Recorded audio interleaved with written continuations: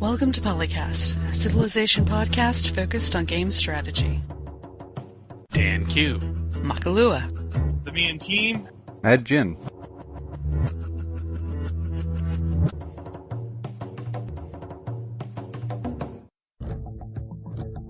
A composite show, archive segments from previous episodes that got cut due to time.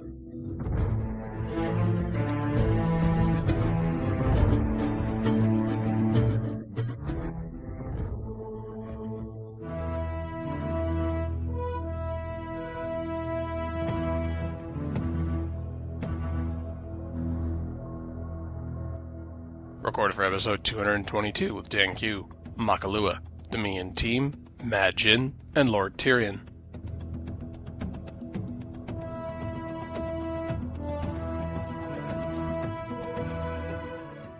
So this is by McClimes. One thing that's always bugged me in Civ is the way victory conditions are so all or nothing. Once everyone is buying my blue jeans, no one else can be elected world leader or into space. So here's my idea how to alter it. It is a Civilization VI idea, victories and coalitions. So the first part is we get rid of the World Congress completely. Yay! Reuse that mechanic. Coalitions.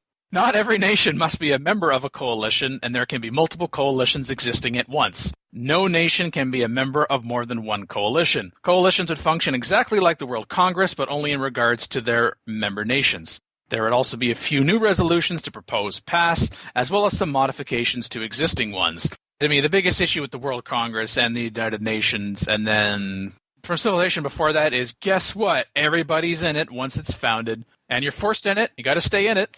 Yep. It's always been incongruous with the rest of the game mechanics. Yeah, especially when they do something like ban luxury and you can't tell them to F off. Yeah. At least in Civ 4, you could defy the resolution. They gave you an And even in Alpha Centauri, there was a global council type thing. If you didn't agree with their decisions, you could say, well, screw that, I'm doing it anyway. Yeah, and that's more like the real world. Just because the UN passes something doesn't mean that any country has bothered to pass it. Yeah, if you want to be part of a coalition where it's do as we say, not as we do, then sure, go for it. Yep. So, yes, you've got free passage, that's open borders. Defensive treaty, that's a defensive pact. Declare war is declare war. What? Our coalition declares war. I know, crazy, right? Then we have official ideology and official religion, and they sound similar, but as proposed, they're actually not. Because in official religion, that religion spreads 5 times strength amongst coalition members, and all other religions are half as effective, and the Holy City give its owner a few extra votes in the coalition. Although I guess that would assume that the person who holds the Holy City would be in the coalition. But then official ideology, all members of the coalition must convert to the chosen ideology or be kicked out of the coalition. Ow. Meh. I would assume that the Diplo relations between people of different ideologies would be sufficient that you wouldn't get in the coalition in the first place if you were a different ideology. Unless it's an ancient era coalition. Yeah. Well, there are some people that suggest coalitions should not be allowed at the beginning of the game, but something that comes about as of ideology founding. I wonder if we're really treating a symptom as opposed to a cause when we do that. I think his whole thrust really is to bring back the ability to have treaties, the ability to have not necessarily coalitions per se, but alliances. This looks like a much better fleshed out concept of the Civ 4 permanent alliance setup, where you could have more than just 2 people sharing a victory depending on the game. And while the tuning looks awful to me, I don't think it's a bad idea. The only caveat is, since this is a proposal for Civ 6, we have no idea what the mechanics of Civ 6 will be like. Like, there's no guarantee that there'll be such a thing as an ideology in Civ 6. There might be, but there might not be. Yeah. But I don't mind it. I like this as a concept, actually. Yeah, though actually one of the nicer things I like in the coalition side of things is that declare war is a vote. So unlike in Beyond Earth, where hey, you guys want to ally? Okay, let's ally. Oh, guess what? Declare war. You're all at war now, suckers. Defensive treaty as a separate thing for offense, like switching offense and defense. So you can have a coalition that's for trade or one for defense and or offense. That's all good.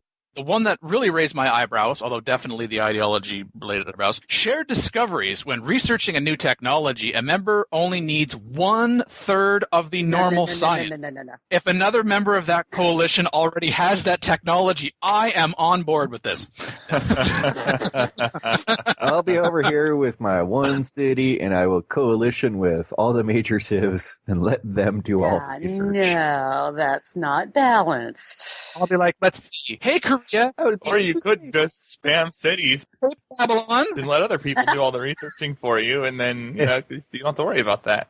Yeah, hey, Korea, I worry hey, about that Babylon. stuff. Would have to be changed. I gotta think say, that the would reactions to shared discoveries is interesting to me because even with the strength of that proposal as it stands, it is still weaker than tech trade abuse in Civ 4. Oh, We've come a long way. Yes. Yeah. We've come a long way when there are strong reactions to shared discoveries, making a tech cost 1/3 of the science. But that's really interesting to me. The community has shifted to that extent. That's the thing. I mean, even if you think reality, say shared discoveries, the U.S. has a lot of military-industrial complex stuff. They make a new toy. They don't give that tech blueprint style to every member of NATO. They won't. They will sell them, and the selling of those arms usually comes with caveats as in you can't use them in this style or resell it, but shared in the respect of we have this new tech, we'll come build it or sell it to you. Or in the case of a building or some other thing, I'll come build it in your territory if you let me have the money.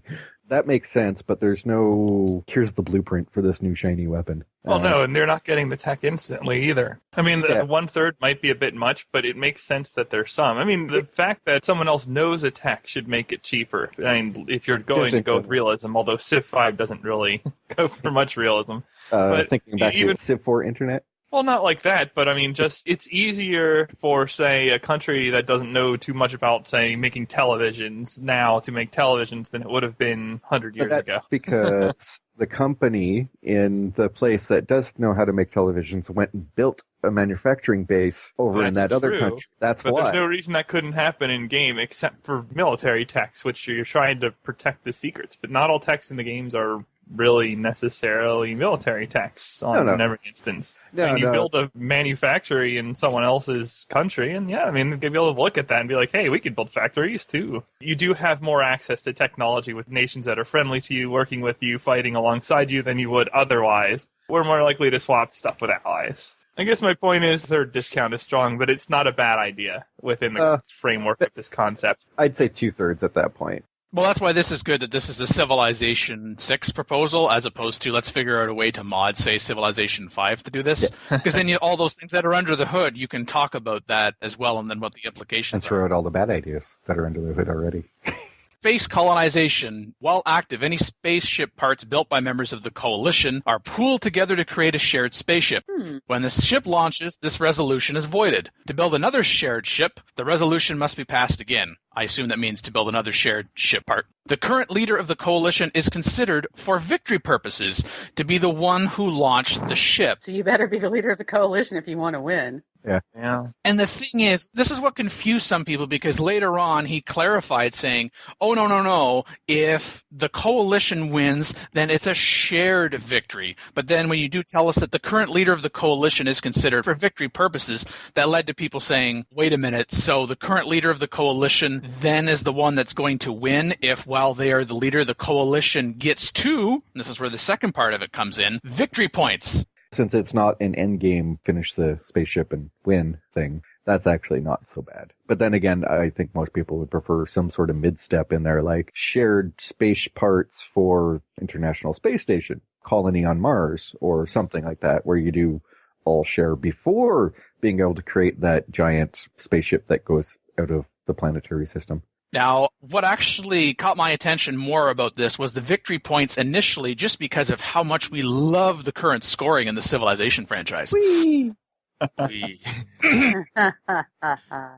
I I read the coalition part afterwards, even though we talked about coalitions first. When doing the math, okay, he talks about fractional victory points are rounded down, but that's the whole thing. Victory points. And he does say, these are loose numbers. I doubt it is balanced at all. This is just to give a vague example. And I would say as a side, it's true we're not really going to know if it's going to be balanced until you actually test it. But when you see some of the numbers, whether it's an absolute number or a relative number, you have to question even before you test it, which kind of gets to this shared discoveries thing that we were getting to before. Population. Every point of population is worth 1 victory point. Tourism. You get a percentage of the population points of all other civs based on your cultural influence with them at 1/5 the value. So, Mongolia has 100 population. You are 20% influential with them. So you would have +4 victory points based on your tourism with Mongolia. Space. When a successful space colonization launch is achieved, that civilization gets 30 victory points. Multiple space launches can be achieved even by the same civilization. So when I read that civilization gets 30 victory points, so that's who the current leader of the coalition is for victory purposes because they're the one who launched the spaceship. Technology. Every technology researched is worth 3 victory points. Oh, you mean like looking at the literacy percentage and the demographics and of kind of like, what's going on here? I'm farther down in the technology tree than you are down this path. Oh, that's because I went and I backfilled a whole bunch of cheaper technologies. Economics. Every 10 gold in your income, not stored cash, I'm glad this was included. Not stored cash. When it comes to the AI, is worth 1 victory point. So, for example, if you are at +22 gold, you gain 2 victory points. I'm thinking, wow, trade routes as if they weren't already important, become even more important. And also, can I be Venice? They get the extra trade routes. Mm-hmm. Although, if you had this type of tuning, then the pop would wreck you. Yeah. I think his point is that somebody who is highly economic should be able to gain points versus somebody who is highly conquesting, aggressive, or massive tourism-ish, whatever. He's trying to throw some ability to play in different styles, which is fine, except that some of them obviously are just going to be taken by everybody. Yes. Then conquest. If one of your cities was founded by a different civilization than your own, its population is worth 25% more victory points. So a conquered city of 10 population is worth 12 victory points instead of the normal 10 victory points, as opposed to a city of 10 population that you founded. Hey, Imagine. Yes. I will sell you a city. Will you sell me a city? Okay. But no coalition, man. This bonus does not apply if the original founder is a member of the same coalition as you. Oh. And seeing as how you can only be in one coalition at the time, as was described here, I would let people be members of multiple coalitions. I would just actually switch the word coalition for treaty organizations, and I would let people be part of multiple treaty That organizations. convolutes the victory, though. Except that you would have to modify some of the other stuff. But there's different types of treaty organizations. Like you could just say make an economic one. so then the options that you have within that coalition, if it was an economic coalition, would not be the same necessarily as the options you would have with other coalitions. Yes. But I would say there'd be only one defensive treaty/war treaty type coalition that you're allowed to join. But say you could be part of multiple economic ones, maybe multiple scientific or touristy cultural ones, whatever. Probably just even simplify it to just saying there are X amount of coalitions of X type and you can join one of each type. Because if you can join too many economic ones, you lose sort of a block play you create. Because while it's realistic to have multiple coalitions, you also want the coalitions to go up against each other. If people are just sort of bunched up in lots of economic coalitions, you don't get any of that gameplay element at least. Yeah, but then you would have certain points where like the East versus West and different coalitions like that even just thinking current economic treaties where, you'd have like the European Free Trade Zone and the US Free Trade Zone, and then you'd have a country like Canada being part of each. And therefore, both of those blocks would be able to funnel money through Canada to get into the other block, but they can't go direct. So possible that the founder of the economic one has to have issues or something. I mean, there's ways to rewrite that all in there to make sure that there is blocks and that the people in Poland are minimal. And it says where this gets fun is that the coalitions combine their victory points. So if a coalition has 3 members and they each have 40 victory points, the coalition's victory point total is 120. Okay. So the game is won when you, or the coalition you are a member of, account for 70% of all total victory points accumulated worldwide. And my favorite comment was pointing out from Question Time, wouldn't the first person to get a single victory point instantly win the game due to having 100% of the victory points? Yes. So then McClime says, I suppose you'd have to build in a buffer at first. No, there's no supposing. All you would need is just a minimum amount that you need to win, so that you can't win with like 5 points or 1 point or something. Like you have to have at least 100 or 200 or whatever you need to make the game last a decent amount of time. If you get 10 points and then you mass nuke your enemies to the point where they have nothing left. I mean... Well, to be fair, that you kind of have one if you do that, though. Like, they're not going to stop you from walking into your city, so, I mean, it's just a formality. It does say in response, yes, like 70% of the points and at least 10 victory points. Once again, I think his absolute number of at least 10 points is a little on the low side, but yeah, something like that. Yeah, especially economic, because every 10 gold in your income is worth 1. Is that per turn? Yes. Yeah, so all you have to do is get 100 income, which seems really easy by mid-game, or 10 pop capital. Well, you would need more than that, though, because they'd have some pop, so they would also be having some victory points. Yeah. I guess also what's kind of on my mind is if you can have as many coalitions you want, is that you're just going to have a bit of bloat, because endgame Civ can get sometimes a bit messy just in terms of how many things you have to organize. And if you have 9 coalitions you're part of, it's going to be a bit unwieldy. I think there also needs to be diplomatic implications. If you try to get yourself into multiple economic coalitions and then you happen to decide, hey, I want to get into this defensive coalition, or even to stay in a coalition or relationships otherwise with another nation, it could be fine. If you want to try to balance all of these coalitions and keeping the members happy in order to get into and then stay in the coalition, then fine. You can go ahead and you can take that time. But yeah, you just don't want it to be, if I'm in 2 economic coalitions, that's better than 1 because more is better. There needs to be some kind of limiter to getting in and then staying in as well. Yeah, and if you do have that sort of thing, then you can go for economic warfare, where one economic coalition declares economic war on the other by basically saying we won't trade with that other coalition, and then if you are somebody that's in the middle of the two, you'll have to make a choice about which one to stick in, or get kicked out of both. So there are probably ways to help weed out people who are trying to be in everything and make it easy. And it also makes the game a little more fluid. Yeah. I'm in this economic coalition at turn 10, and then regardless of what I do or don't do afterwards, I'm still in it 100 turns later. Not necessarily what you do or don't do. And when you do something or don't do something, especially like when a vote comes up, if something passes, but you're the only one that said no, and I'm not going to start talking about numbers or anything like that because that gets more into balance, but just as an idea, that the other nations, they remember that. Yeah. They take that into account. Could be diplomacy or could be vote-based. You have to stay diplomatically positive with all of the civs in the coalitions, else you might get kicked out. That could actually work with victory points as well, that your votes are based on your victory points, so if you just try to tag along and you're not going to have any say at some point, so somebody else can just decide to kick you out because he contributes more points and has more votes. Mm-hmm. And if you don't have good relations with that person, they can get other people to want to kick you out too. Or if you are in multiple coalitions, maybe your victory points in the coalitions is divided by the number. I mean, maybe you're allowed 2 or 3 before that kicks in, but then after that.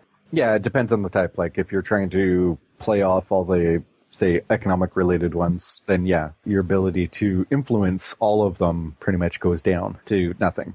Whereas if you're the leader of one, then you'd have a lot more say. That would make sense. But, I would say that only one defensive treaty type group at a time. You can't be in both NATO and the Soviet bloc. But you can probably still have these. You can have somebody in his coalition and then have a defensive pact with somebody else. And you can still trigger weird coalitions going crazy at some point. Yeah, or a war within a coalition because defensive pacts. half the people in the coalition are defending somebody else who's not part of the coalition yet. And then that could result maybe in a coalition disintegrating and then breaking off into 2, where you have to kind of make a choice. Yeah. Are you trying to give the EU4 guys ideas?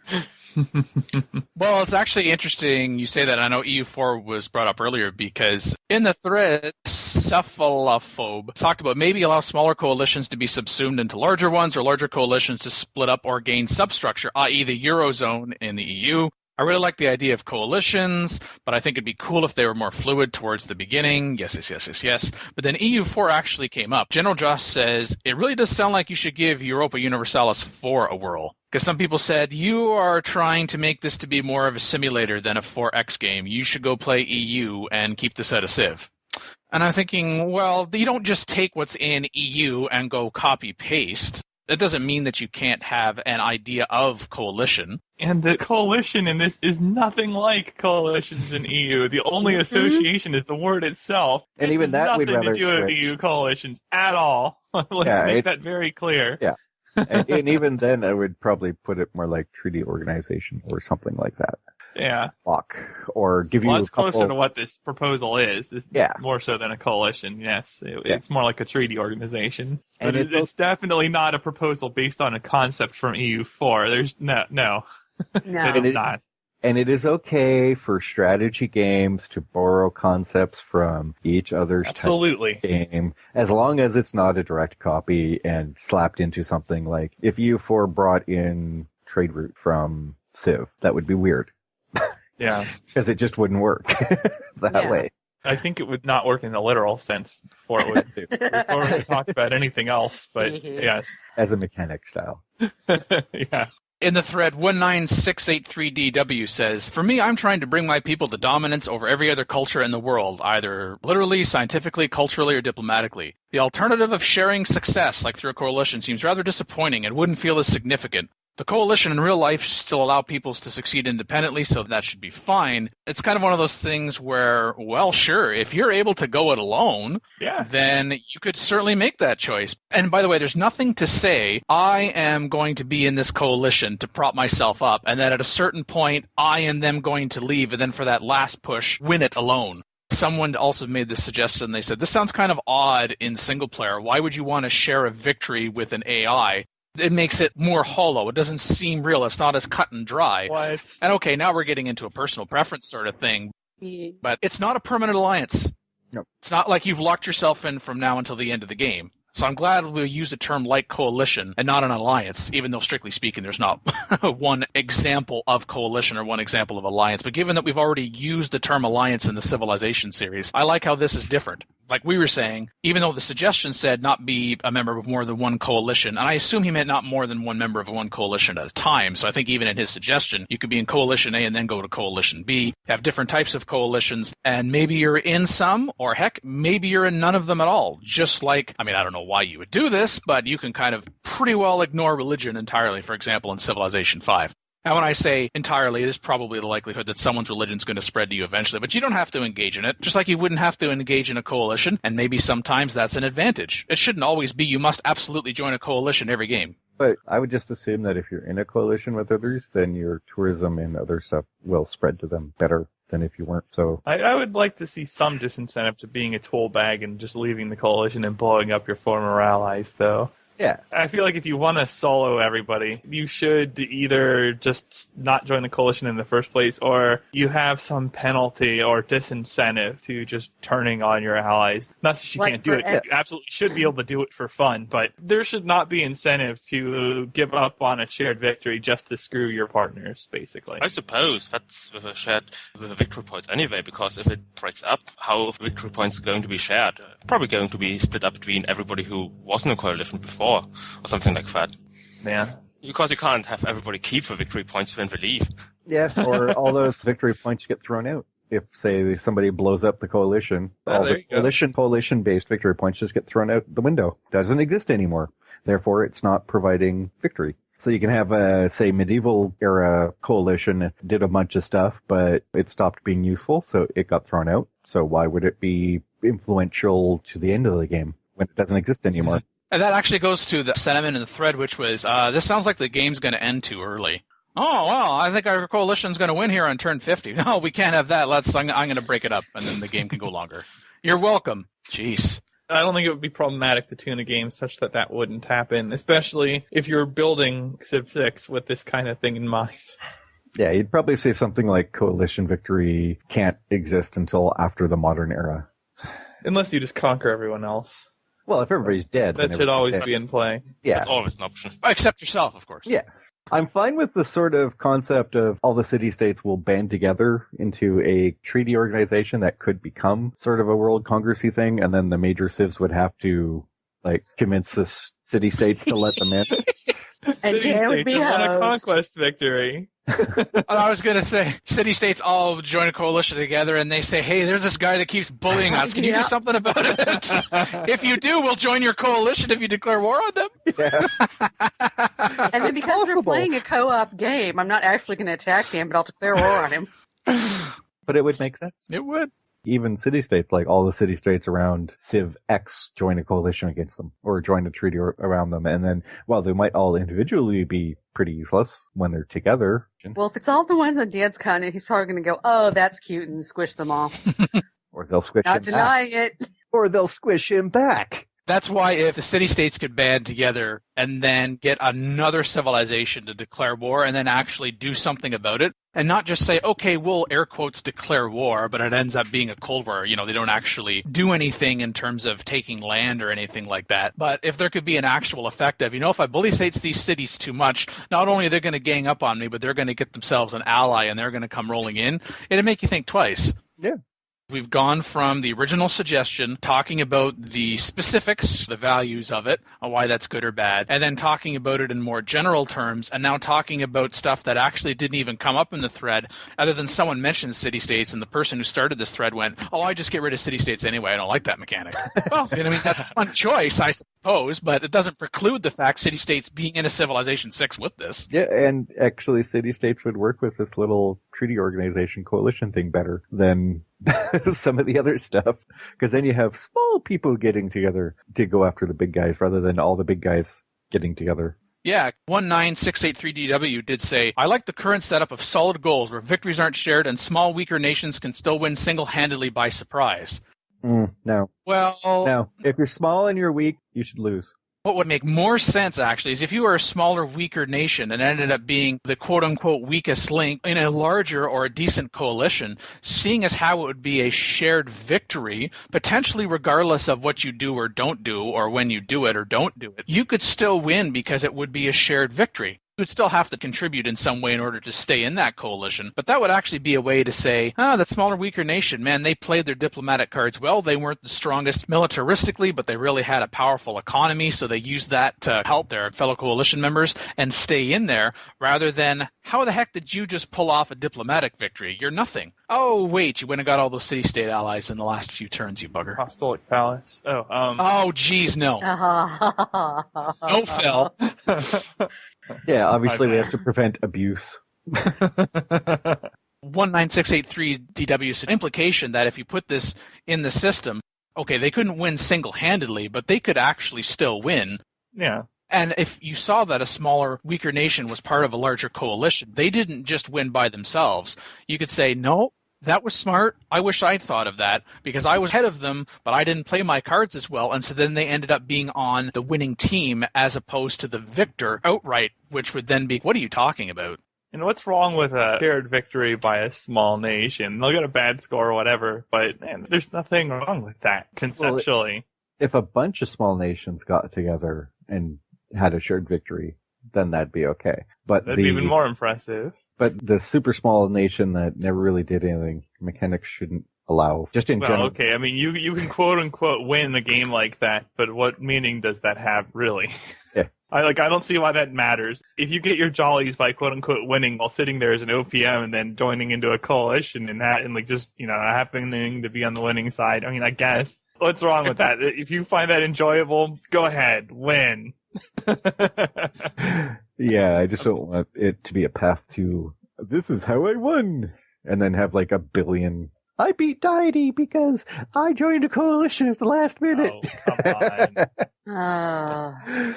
From another angle, I think this also can help with the, guess what, there's that runaway AI, especially on that other continent. Well, I guess they're going to steamroll to victory because they're that much farther ahead in this, that, and the other thing. But once the other nations of the world know that you exist, for instance, which kind of ties back to at a certain point, you can then have coalitions. It's not just from the very beginning. It's, say, see that guy over there? He's got science, land, production, military. But guess what? If we compile all of our resources together, then we as a coalition can be just as, if not more powerful than that person. And now maybe we're not going to be so inclined to rage quit. I don't think you'll ever stop rage quit. No, but I think it's one of those, what am I supposed to do now? They went and conquered their continent before I ever met them. Look how much farther ahead they are. What the heck am I supposed to do now? And this also ties into victory. Okay, I guess I'm not going to go down that victory path. I'm going to go and switch to a different kind. And we know that, for example, with the culture of victory, with subsequent expansion packs, that it's easier to change midstream what you're doing without reloading old saves. But at the same time, it also gives you another path and another choice that is practical within game and makes sense within the mechanics, which is, okay, maybe you're going to have to play a little bit more diplomatic game. Maybe you're going to have to bide your time a little bit here. But it's not, I'm screwed. And from the other side, well, I completely conquered my continent. I haven't met anybody else. It's turn 50 or 60. I'm just going to steamroll to victory now. It's just a matter of rolling over the turns. Nope, not necessarily. You could find a whole bunch of other people that decide they want to get rid of you. And then what they do after they get rid of you, maybe their coalition breaks up now that you're destroyed, but then, hey, that's their problem. I really like that. I would say you have to change the AI to realize global threats versus local, because otherwise they would also go, well, maybe my fastest way to dealing with that person over there is to just kill you rather than playing nice with you. And then you have the same old problem. Yeah, but if it was changed like that, that would actually be a really nice catch-up mechanic, because that's one thing about Civilization, that sometimes you just get to a point where you can't win, or you always win, and it's nice to just have a catch-up mechanic that's just not so artificial by boosting the lower scores or putting in inflation or something to punish what's ahead, but actually make it like really a gameplay mechanic. Getting to what I was getting at as well, which is... Yeah. There's not this either lull or this, well, it's all but a guarantee unless somebody does something stupid or something does something extraordinary.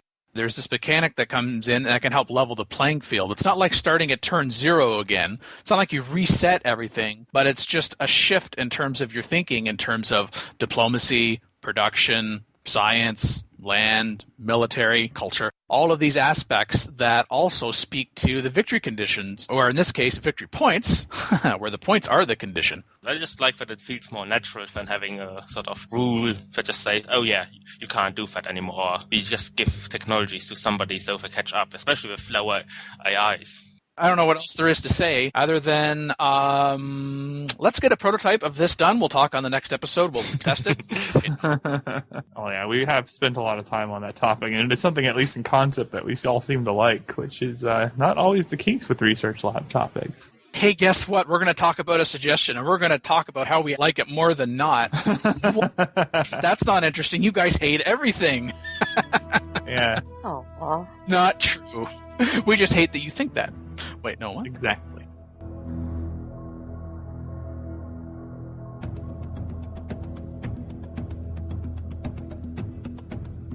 Recorded for episode 225 with Dan Q, the Me and Team, Mad Jin, Alpha Shard, and Dino Yoshi 13. Posted by Daft, titled Tech Preferences and Research Cost Differences for Each Civ. If the designers choose to take the more historical path, each tech research could take or cost each civ more or less time to complete depending on each civ's preferences. Accordingly, somewhat to history, Mayas could take much less time studying agriculture and masonry than the Hun. On the other hand, it could take Huns a lot less time to develop archery and animal domestication, husbandry, than it would take the Mayans.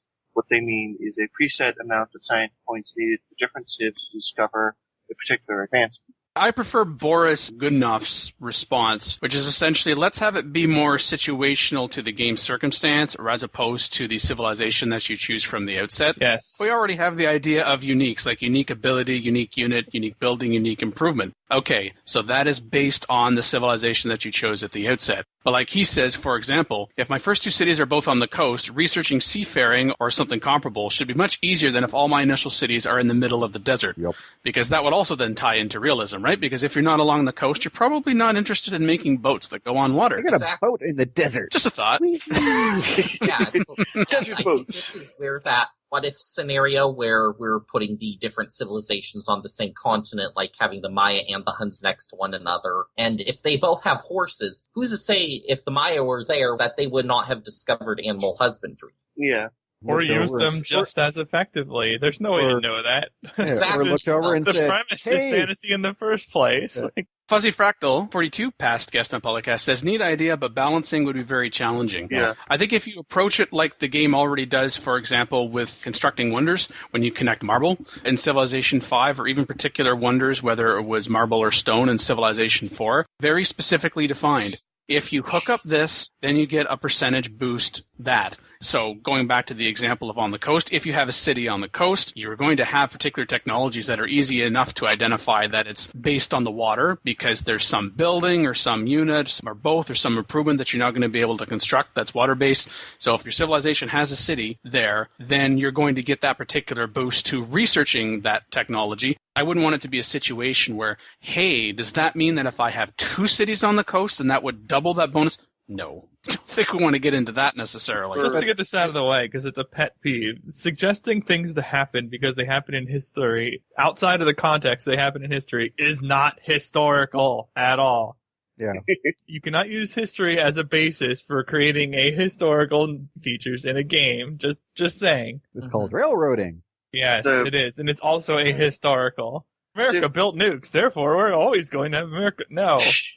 I remember Civ 124, each Civ would have its own starting text. Like, they might start with agriculture or fishing or, yeah.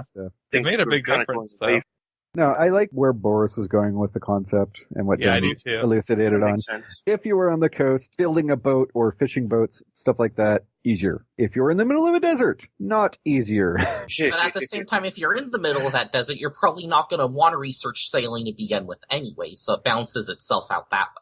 Yeah. Well, I mean, there should just be a benefit, because then you can throw benefits to other things. He wants to tie the social policies in as well. So if you start researching honor, then maybe early military tech should be cheaper. Possible, but then you'd have to let liberty and tradition and piety also start getting those other social policies, so then you start getting some overlap in there. Yeah, you get some overlap, and you'd also But have to be really careful with that. Or how many social policies you need, because if it's just one, you're like, I'm going to open up social policy trees. Yeah, open up You the have to ball be so and careful. get tech bonuses on everything. You have to be so careful, because if you make certain technologies cheaper to the point where going that social policy allows someone to get there much faster, you get too many instances where like someone can honor rush a certain tech and blow you up, or everyone absent that situation will always go liberty because it lets you unlock science techs like 10 turns ahead of everyone else or something. It could get to the point where it's too much, too easily, I think, but it's not a bad concept in theory. But I would put the concept more like, one, horses should not be hidden on the map. Pretty sure that thing running past you, you've seen that thing at least once. Like, what is that? How do I ride it? I agree with that one. What is that? Hey, look, I built a saddle. What do I put it on? Oh, hey, there's something over there. Let's see if this works. If you have horses in your neighborhood, or you have stone, or you have whatever resources, maybe if you have a river, that adds cheaper other stuff. That sort of thing, if it's well done, then it would make it cheaper. Or say you built the barracks line, then maybe something along that line that's next in it after building like 2 or 3 lets you get a cheaper something. Or say you build a bunch of walls. Maybe that makes tradition cheaper policies. Going tradition gives you cheaper walls. But you can tie that all through. But the original concept, obviously, but different way of doing it, the way Boris was talking about. Very plausible. And that makes it more historically accurate. Yes, it does, because then it can be in your history, in your Civ's history of that particular game, you decided that, hey, seeing as how I'm already settled on the coast, perhaps we should research something that's to our benefit, which is what was actually done historically, not because, hey, we're the Americans, we're the Mayans, we should totally do this and stuff. It's based on what is going on around you in that particular moment. And hey, if you're a player and you decide it is advantageous to go ahead and research those particular technologies first because it's a bonus, but you decide you want to research something else, that's fine. That's a choice. Mm-hmm. Just like anything else. Not always a good choice. And I do like it being expressed as a boost as opposed to, you settled on a coast, so if you don't research a technology on the coast, then you're going to get a penalty. No penalty. Researching something else. Because I can see someone taking that, and I think it's kind of, even if it's just psychological in the sense of give somebody a list of things that they can do as opposed to some things they can't do, it's just perceived nicer. Plus the fact that I think it would actually be easier to balance if it was a boost as opposed to a penalty. Yeah, but then I would also do stuff like, I've got a spy, or I've got merchant. I go to somebody else's city. I'm in the middle of the desert, but I see you building these wooden things that float on water. Maybe if I hang around, I can see how you build those and get a boost that way. Yeah, absolutely. Their inherent benefit to trade, which is, interaction between cultures. I know you're not going to know about it right away because the concept is foreign to you, language barrier, access barrier, but after a certain period of time, you could tie it to Beyond Earth where it's, hey, at the end of this particular trade route's completion, you get this particular benefit, then maybe that benefit then kicks in after the end of a particular trade route comes complete and it's time for renewal. Maybe you could say, if you want to continue having that benefit you're stuck in the middle of the desert, but you want to keep researching technologies that are based on the water, then you better maintain at least one trade route with that civilization that is on the water so you can continue to get that benefit. Yeah, that can work. Something. But then I'd also probably want a lot of the tech tree to have subtext for each node. So each node is a major area, but then have some of the subtext being things like units or wonders or other things. So for one, you're not researching the wonder tech if somebody else already built the wonder. Or two, you see somebody built the wonder, and if you just want to get a little cheap tech out of the way, then you just go spy on them for a while. But then you could have things like need source of horse to get horseback riding units. And then along the way, you bump up to knights and to lancers and stuff like that. You would actually need a source of horses to research the units related to that. But you could still get like metallurgy. So you know how to work metal, but you just don't really know how to put it on a horse because it doesn't exist. Rather than getting magical, I know how to put stuff on horses because we've never had one, but they're pretty sure this will work.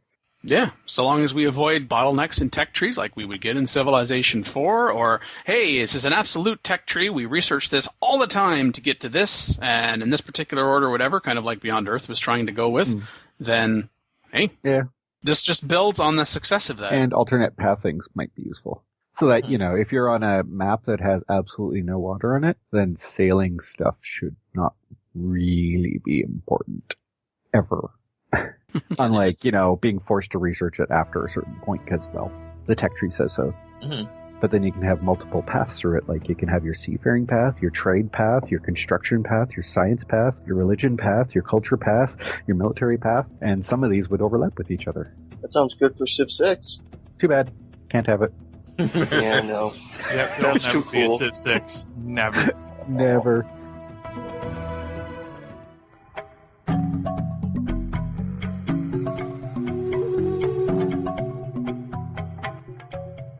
By Mandry, and it is research about education through gaming. Basically, two researchers in Stockholm, Department of Computer and System Sciences, doing a study on the educative qualities of commercial computer games. They chose Civ, of course, because it's so educational, and they designed a survey to collect data from some of the chosen games. There's a link to the questionnaire. There is some minor debate in this thread about whether you should click on the link at all, but there was two other posts. How is that minor debate? By minor debate. One person saying that they're not clicking it, and the other person saying it's probably safe. Yeah. Minor debate. It's a Google Doc. It's okay. Anyway, so it asks your age and gender, degree of education you have, which college discipline you've majored in, leaving some out so that... Probably leaving a lot out. So that the data is not very useful because you don't even have an other option. So if you didn't major in natural sciences, engineering and technology, medical and health, social sciences, or humanities, then I guess you just don't click something. I guess so. So I'd be in that because that doesn't click anything. Yeah, me too. Same here. Well, actually, I could fake it, but that would be... We all know a thing or two about faking it. So the general gist of the survey is that it's asking about the Civilization series' impact on one's interest in history and their effort on learning about history. Although the survey design leaves something to be desired as someone who's had some training in a college discipline that's not one of the options. That aside, I do agree that Civilization has prompted me, along with other historical-based games, to learn more about history that was not covered in school. Well, it definitely did provide some incentive. The games don't really provide a lot of direct historical stuff. I mean, you have some references there, clearly. You might look something up about some of the unique units or something, but you're not going to learn history start to finish by playing Civilization or any other historical game, not really. Start to finish, but I think as you were pointing out, it might give you enough hints that you would go look something up. Yes. Give you more of a general awareness of things that were around, and if you're interested, you can go and research more. Yeah. It's not a game about teaching history, but it is a game that uses elements from history, which to me, personally, it did help me to understand the world better, to look up stuff and read about world leaders that weren't covered in high school. So and I would not be surprised if a lot of people have looked up at least some things throughout history as a result of playing the game, just out of curiosity. It definitely has that going for it. Arguments I know, I definitely have done that plenty of times. Arguments on forums. We would never do something like that, though. Never. Why do they get this bonus? Because this happened once. Yeah. Oh, let's try to keep this a positive discussion. Okay.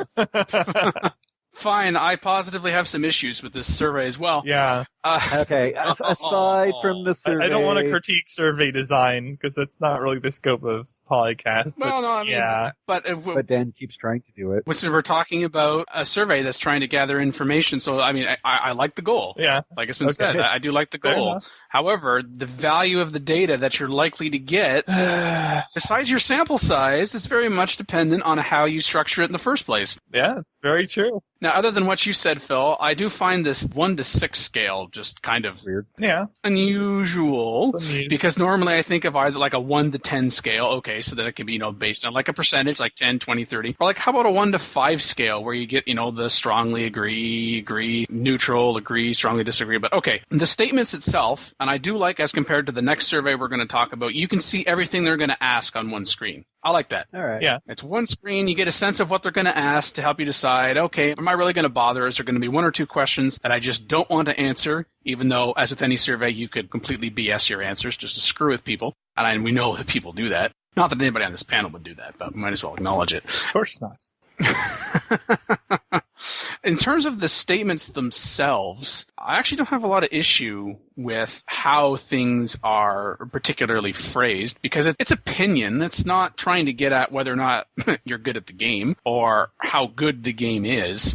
It did come up from Delnar Ersky that he didn't like that Civilization was just treated as a general franchise as opposed to being a little bit more specific about which Civ title you're talking about. But I actually like that it's abstracted to the entire Civilization series because sometimes less is more. Like, for example, I learned a lot about history from playing Civilization. Maybe you learned more about history from playing Civilization 3 than Civilization 4. Someone else learned a lot more about playing Civilization 5 instead of Civilization 2. But you both learned a lot about history from playing Civilization. That keeps it simple. Sometimes simple. Simple is good. I don't think this is a particularly deep survey, and you could definitely use it as a springboard for something more specific. But in terms of the statements, I like them. If only some of the other things that we cited, essentially more of the structure rather than the content, was tweaked a little, this would be even better. Yep. There is one other thing that's better in the second one than this one. They say we are 2 researchers at this particular university, but you don't identify exactly who you are or how we could get in contact with you. That would help with the transparency. I mean, I could say I'm a researcher at Stockholm University Department of Computer and System Sciences too, but where's the verification of that?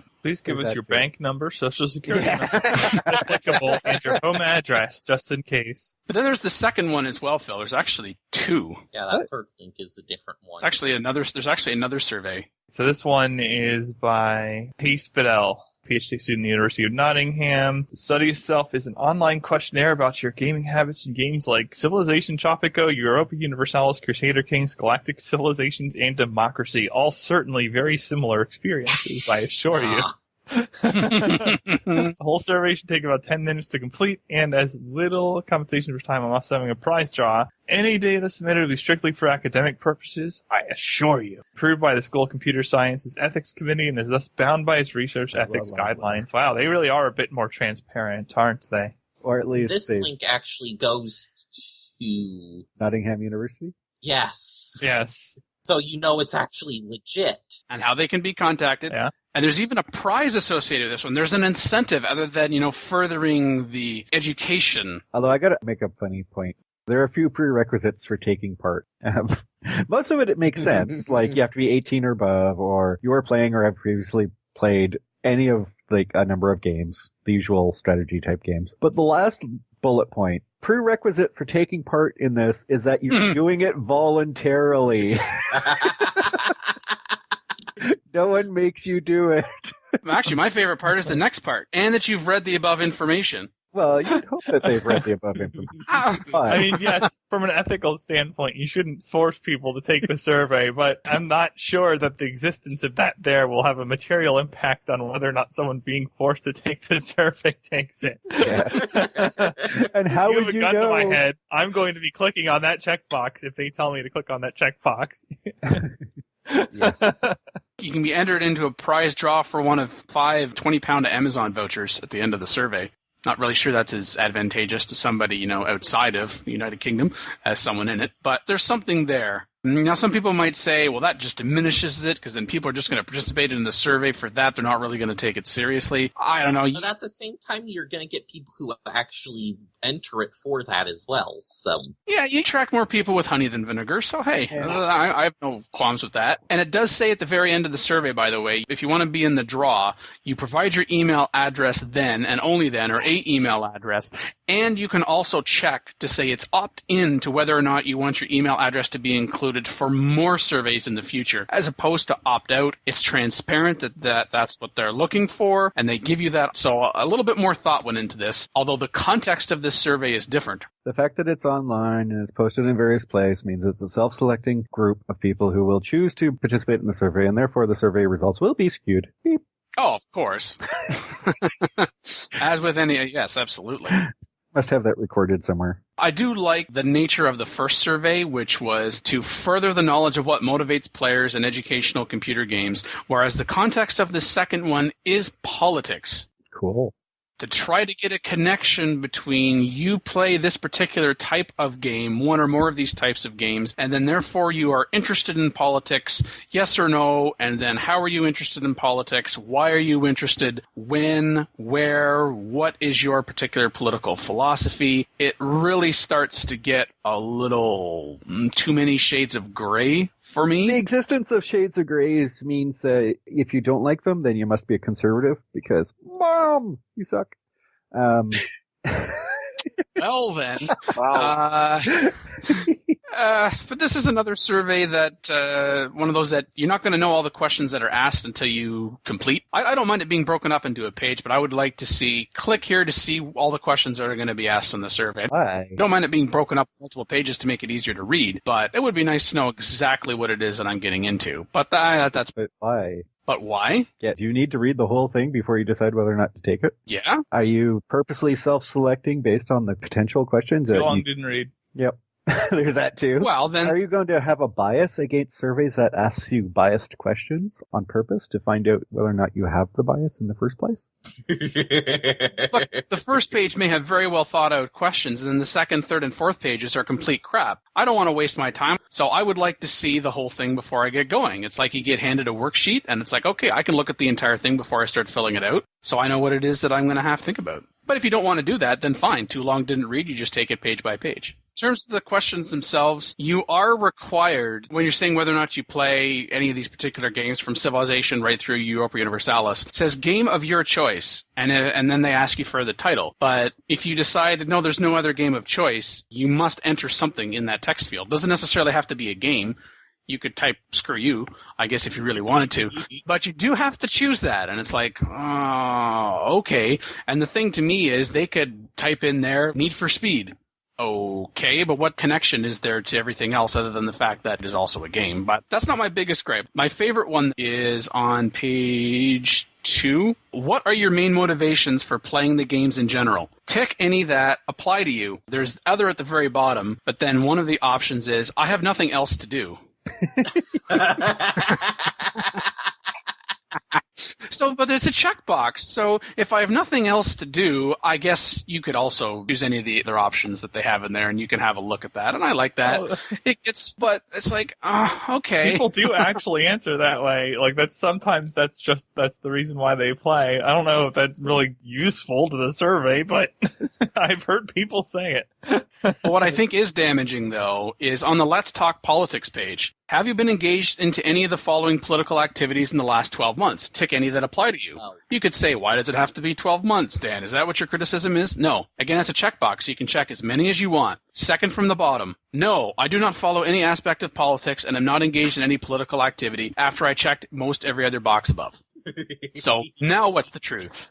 Well, I think if you get an instance of somebody checking that plus any of the other boxes, you kind of have a bum survey, at least. Yeah. And after I throw this out here, because it went through the ethics committee, it could be that they're actually testing people's psychology based on their boxes and things and not actually on the content. Because that does happen a lot with stuff where they make you fill out this, but what they're actually testing is your reaction to other things. Your ability to fill out a form? Well, they're not the form style, whether or not you're a sociopath. From comments on Reddit, Ms. Romo says, in response to how often do you play these games, tick everyday box. Looks wistfully into the distance, questioning the purpose of my life. Well, But I would say to you, when you say you play these games, we are making an inference how long you play each one of those games. So if you played each one of those games for a second, has it really had that much of an impact on your life? I know what he's getting at. And of course, some people on the last page about to what extent do you agree or disagree with the following statements. Some people start questioning. My favorite one is, just as an example, young people today don't have enough respect for traditional values. Well, what's young people? What's traditional values? And see, this is where it starts to break down a little bit. Yeah. That's why I like the purpose of the other one more. It's like a stereotype in question form. So what I would like to do is I would like to take the content and the purpose of the first one and most of the structure of the second one and merge them together into a hybrid. Can we do that? We can, but I don't want to do it. I didn't say we should, but can we? Yes, it's possible. May we? No. I don't see anything stopping you, Dan. Oh. Why was Mewtwo left off the list? Oh, and Command & Conquer. Like, people are actually questioning what the games on the initial list were. Tropico is a little weird in there. A lot of it is more turn-based or tick-based. Yeah. Time/tick, but there's no RTS on that list at all. Yeah, and you would think something like Red Alert. Yeah, well, I was thinking more along the lines of Red Alert if you're going to go with this stuff. But what is it? Age of Empires. That's RTS, and that's very, very much historical themed, so... And at the same time, if you have Tropico in there, why don't you have other, city-type games like City Skylines or SimCity? Because this was made before City Skylines came out. I don't know anything about Tropico. And Tropico is not city building. It's not a SimCity game. It's be a dictator on a little island and try not to get nuked by Russia or the States. Ooh, that sounds like fun. So it's chose for its more political side than the actual... Yeah. Well, they threw democracy in. Good point. Yeah. And is that democracy the board game or democracy the whatever they actually put together on computer game? Because those are two different things. Or is it the forum game version? Mm-hmm. And I think the criticisms for what titles were and were not included, it's a more valid argument for the second survey as opposed to the first one, because they said that they're conducting a study on gaming experiences in video games with varying degrees of political context, and I need your help. Whereas if you go back to the first one where they're focusing on civilization, they say we're doing a study of educative qualities of commercial computer games, and then civilization has been chosen because of its educational qualities. You can question some of the statements and how they got to that particular opinion, but at least it's not as vague and seemingly subjective as compared to the second one, what they included on the list, other than, like you said, Mad, they're more turn-based, tick-based, and the fact that they are all series. So all of these that have been chosen, there's at least 2 titles that you could be referring to. Yeah, pretty much. That's what they seem to have in common. They're computer games, they're mostly turn-based, and they're all in a series. Okay? Yep.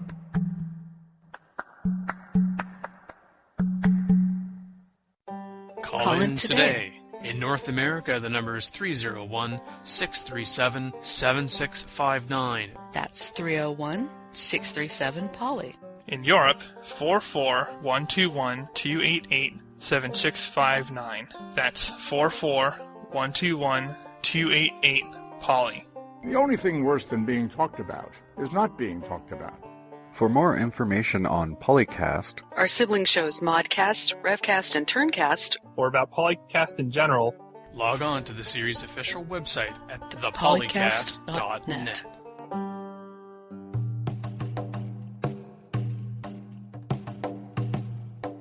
Since I have such a massive ego, I'm going to tell you all my story first. German has a reputation for having really long words, and it's kind of true, although it's not only German. From my perspective, English has a reputation for having really short words. So after days, our lead tester was like, yes, something's up with the siege worms. They wreck our cities left and right.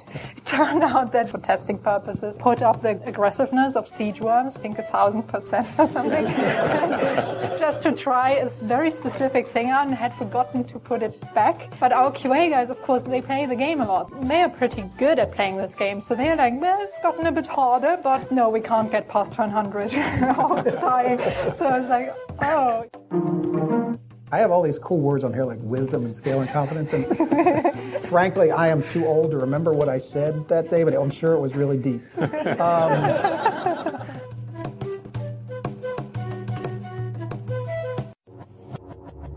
Record Ace Assorted 2014 and 2015.